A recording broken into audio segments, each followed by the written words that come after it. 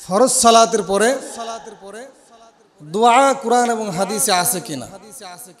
সম্মানিত উপস্থিতি, বহুত বড় একটি গুরুত্বপূর্ণ একটি বিষয়, যে বিষয়টি নিয়ে আজকে আমাদের সমাজের ভিতর সহ সারা দেশের ভিতরে মানুষের মধ্যে একটা ভুল বুঝাবুঝি কাজ করতেছে। সেটা হলো একদল কিছু মানুষ, কিছু আলেম, কিছু শায়েখ, তারা বলতেছে নামাজের পরে দোয়া করা যাবে না, নামাজের পরে দোয়া নাই, কোরআন এবং হাদিসে ফরজ নামাজের পরে দোয়া করতে হবে এটা নাই। গুরুত্বপূর্ণ একটি বিষয়, সকলেই নিজের বিবেক দিয়ে একটু বুঝবেন আর কথাগুলো ভালোভাবে শ্রবণ করবেন। ফরজ নামাজের পরে দোয়া আছে কিনা বিষয়টা নিয়ে অনেক গুরুত্বপূর্ণ একটা আলোচনা। প্রথমে আমরা কালামুল্লাহ শরীফ থেকে দেখব আল্লাহ তাআলা ফরজ নামাজের পরে দোয়া করার জন্য বলছেন কিনা, দোয়া করতে হবে কিনা।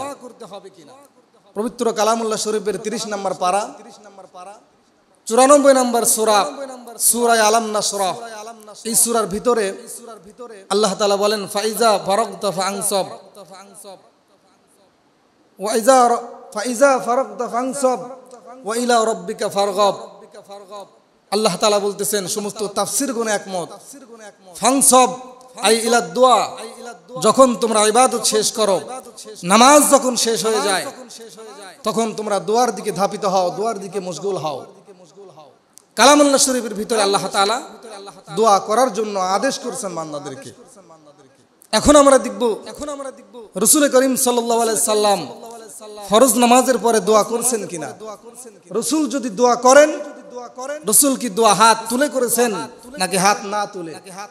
যদি রাসূল হাত তুলে দোয়া করেন, তাহলে আমাদের দেখতে হবে রাসূল কি হাত একাকী তুলে দোয়া করছেন নাকি সাহাবায়ে কিরামকে নিয়ে সম্মিলিতভাবে দোয়া করছেন। এই 3টা পয়েন্ট সম্মানিত উপস্থিতি ভালো করে মনে রাখবেন। প্রথম নম্বর হলো দোয়া আছে কিনা, দ্বিতীয় নম্বর হলো রাসূল দোয়া করছেন কিনা, তৃতীয় নম্বরে রাসূল যদি দোয়া করে থাকেন হাত তুলে করেছেন কিনা। হাত তুলে যদি দোয়া করেন, রাসূল একাকী করছেন নাকি সম্মিলিতভাবে করছেন। কোরআন থেকে আমরা পাইলাম ফরজ সালাতের পরে ইবাদত শেষ হয়ে গেলে আল্লাহ তাআলা বলেন ফানসব ইলা দোয়া, ইবাদত শেষ করেছে, এখন দোয়ার দিকে ধাপিত হও। সম্মানিত উপস্থিতি, তাহলে আমরা এখন দেখব রাসূলের হাদিস কি বলে। সিহায়ে সিত্তার কিতাবের ভিতরে সর্বোচ্চ গ্রহণযোগ্য সহিহ হাদিসের কিতাব, যেটা সমস্ত উলামায়ে কেরাম সহ বর্তমানে যে সমস্ত আহলে হাদিস যারা বলে দোয়া নাই, বুখারী শরীফের 799 নম্বর হাদিস এবং মুসলিম শরীফের 933 নম্বর হাদিস, রাসূল করিম সাল্লাল্লাহু আলাইহি সাল্লাম হযরতে মুগীরা ইবনে শুবা রাদিয়াল্লাহু তাআলা আনহু বলেন, আন্না রাসূলুল্লাহ সাল্লাল্লাহু আলাইহি সাল্লাম কানা ইয়াকুলু ফি দুবুরি কুল্লি সালাতিন মাকতুবাতিন লা ইলাহা ইল্লাল্লাহু ওয়াহদাহু লা শারীকা লাহু লাহুল মুলকু ওয়া লাহুল হামদু ওয়া হুয়া আলা কুল্লি শাইইন কাদির লা মানিয়া ওয়া লা আতাইতা ওয়া লা মু'তিয়া ইল্লা মানাতা ওয়া লা ইয়ারফাউ যাল জাদ্দি মিনকাল জাদ্দু। হযরত মুগীরা ইবনে শুবা বলেন, রাসূলুল্লাহ সাল্লাল্লাহু আলাইহি সাল্লাম প্রত্যেক ফরজ সালাতের পরে, নামাজের পরে এই দোয়াটা রাসূল পড়তেন। বুখারী শরীফের 799 নম্বর হাদিস হলো এটা। সম্মানিত উপস্থিতি, তাহলে বোঝা গেল রাসূল নামাজের পরে দোয়া করেছেন।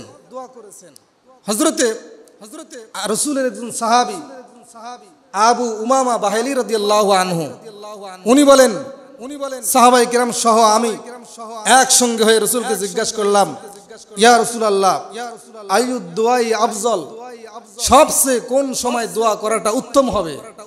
রাসূল বলেন দুবুরা সালাতিল মাকতুবা, প্রত্যেক ফরজ সালাতের পরে যদি দোয়া করো এটা সবচেয়ে উত্তম হবে, আল্লাহ তাআলা এই দোয়াটাকে কবুল করবেন। সুবহানাল্লাহ। এইজন্য নামাজের পরে দোয়া আছে, আমরা এটা কোরআন থেকে এবং হাদিস থেকে পেলাম। এখন আমরা দেখব রাসূল দোয়া করছেন হাত তুলে নাকি হাত না তুলে। রাসূলের একজন সাহাবী হযরত আনাস ইবনে মালিক রাদিয়াল্লাহু আনহু, উনি বলেন, এ দুনিয়ার মানুষ, আমি রাসূলের 10 বছর খেদমত করেছি। খাদামতুন নবী সাল্লাল্লাহু আলাইহি সাল্লাম 10 সিনিন, 10 বছর যাবত আমি রাসূলের খেদমত করেছিলাম। এই 10 বছরের অবস্থায় আমি রাসূলকে নামাজের পরে দেখছি কি করেছেন। রাআইতু রাসূলুল্লাহ সাল্লাল্লাহু আলাইহি সাল্লাম ইজা দাআ ইয়ারফাউ ইয়াদাই হাত্তা বায়াযু ইবতাইহি। আমি আনাস দেখেছি আমার রাসূল যখন নামাজ শেষ করতেন, নামাজ শেষ করে রাসূল দোয়া করতেন, যখনই দোয়া করতেন তখনই হাত তুলে দোয়া করতেন, কোন সুবহানাল্লাহ, হাত তুলে দোয়া করতেন। হযরত আনাস বলেন কতটুকু রাসূল হাত তুলতেন, হাত্তা বায়াযু ইবতাইহি। রাসূল যখন দোয়ার জন্য হাত তুলতেন আমি আনাস দেখতে পেতাম রাসূলের বগল মুবারক থেকে সাদা নূর বের হচ্ছে, কোন সুবহানাল্লাহ। সম্মানিত ভাইরা, তাহলে রাসূল দোয়া করেছেন, এটা কোরআনেও আছে, এটা হাদিসেও আছে। এরপরে রাসূলুল্লাহ সাল্লাল্লাহু আলাইহি সাল্লাম হযরত আলী থেকে বর্ণিত, উনি বলেন কানা রাসূলুল্লাহ সাল্লাল্লাহু আলাইহি সাল্লাম ইজা রাফা ইয়াদাইহি ফিদ দুআ। রাসূল যখন দোয়ার জন্য হাত তুলতেন লাম ইয়াহুত্তাহুমা আন ইয়ামসাহ। রাসূল সাল্লাল্লাহু আলাইহি সাল্লাম ততক্ষণ পর্যন্ত হাত নামাইতেন না যতক্ষণ পর্যন্ত রাসূল হাতটা মুখে না লাগাইতেন। তার মানে রাসূল কি করছেন, দোয়া করছেন। এখন আমাদের দেখতে হবে রাসূল যে দোয়া করছেন, আমরা পাইলাম রাসূল দোয়া করতেন, হাত তুলে দোয়া করতেন। যে বিষয়টি নিয়ে বর্তমান ফিতনা, আহলে হাদিস ভাইরা যেটাকে বিশ্বাস করতে চায় না সেটা হলো রাসূল কি সম্মিলিতভাবে দোয়া করছেন কিনা। রাসূল সম্মিলিতভাবেও দোয়া করেছেন। হযরত হাবিব ইবনে মাসলামা রাদিয়াল্লাহু আনহু বলেন, তাবরানী কাবির 4 নম্বর খণ্ডের 12 নম্বর পৃষ্ঠায় এই হাদিসটি আছে। হযরত হাবিব ইবনে মাসলামা রাদিয়াল্লাহু আনহু উনি বলেন, রাসূলুল্লাহ সাল্লাল্লাহু আলাইহি সাল্লাম বলেন, লা ইয়াজতামিউ মালাউন ফায়াদউ বাদুহুম ওয়া ইউআম্মিনু সাইরুহুম ইল্লা আযাবাহুমুল্লাহ। হযরতে হাবিব ইবনে মাসলামা বলেন, রাসূল বলেন, যখন কোন মানুষ, কোন দল, কোন কওম, কোন জাতি একত্রিত হয়ে আল্লাহ সুবহানাহু ওয়া তাআলার দরবারে আরজ করে, কিছু চায়, আল্লাহ তাআলা ওই দোয়া সঙ্গে সঙ্গে কবুল করেন। জোরে বলেন সুবহানাল্লাহ। তাহলে দোয়া বহুত বড় একটা গুরুত্বপূর্ণ একটি জিনিস, যেটা কোরআনেও আছে, হাদিসের ভিতরেও আছে, যেটা আমরা পেলাম। সম্মানিত ভাইরা, কিন্তু বর্তমান সময় একটা ফিতনা, তারা দোয়া বিশ্বাস করতে চায় না। ফরজ সালাতের পরে দোয়া করতে হবে, এটা আসলে তারা চায় না। তারা চায় না, মানুষদেরকে দোয়া করার থেকে বিরত রাখতে চায়। অথচ রাসূল এক হাদিসের মধ্যে বলেন, আদ-দুআ মুখুল ইবাদত, দোয়া হলো ইবাদতের মগজ, কোন সুবহানাল্লাহ। একটা মানুষের বডির ভিতরে যদি মাথার মগজ সমস্যা থাকে, মাথার মগজটা যদি ভেজাল হয়, তাহলে মানুষটাকে বলে পাগল। মানুষ কি বলে? পাগল বলে। সম্মানিত ভাইরা, এই জন্য রাসূল বলেন দোয়া হলো ইবাদতের মগজ, সুতরাং আমাদেরকে দোয়া করতে হবে। ছোট্ট একটা উদাহরণ দিয়ে আলোচনা শেষ করব। সেটা হলো আল্লাহ তাআলা কোরআনের এক আয়াতের মধ্যে বলেন, আল্লাহু গানিয়্যুন ওয়া আনতুমুল ফুকারা। হে দুনিয়ার মানুষ, আমি আল্লাহ হলো ধনী আর তোমরা হলো কি? ফকির। দুনিয়াতে আমরা দেখি যারা ফকির হয়, যারা দরিদ্র হয়, অভাবী হয়, এরা ধনী মানুষের কাছে, সচ্ছল মানুষের কাছে তারা হাত বাড়ায়, তারা চায়। চায় কি না? চায়। আল্লাহ তাআলা বলেন, আমি হলো ধনী আর তোমরা হলো ফকির। সুতরাং ফকিরের কাজ দুনিয়াতে যেমন ভাবে ফকির ধনীর কাছে চায়, তোমরাও যেহেতু ফকির, আমি আল্লাহর কাছে চাও। আল্লাহর কাছে কি করতে হবে? চাইতে হবে। যদি আমরা দুনিয়াতে দেখি কেউ 20 তলা বাড়ির মালিক, কেউ 50 বিঘা সম্পত্তির মালিক, কেউ অট্টালিকা, ব্যাংক ব্যালেন্স, টাকা পয়সার অভাব নাই, আমরা এটা দেখে মানুষকে কি বলি? যে তোমরা আসলে ধনী। আসলে আল্লাহ বলেন, তোমাদের চোখে তারা ধনী হতে পারে, কিন্তু আমি আল্লাহর চোখে তারা ধনী নয়। আল্লাহু গানিয়্যুন আনা গানি ওয়া আনতুম ফুকারা। আমি হলো ধনী আর তোমরা হলো ফকির। কোন সুবহানাল্লাহ। তাহলে আপনারা বুঝেন, আল্লাহ তাআলা নিজেকে ধনী বলছেন।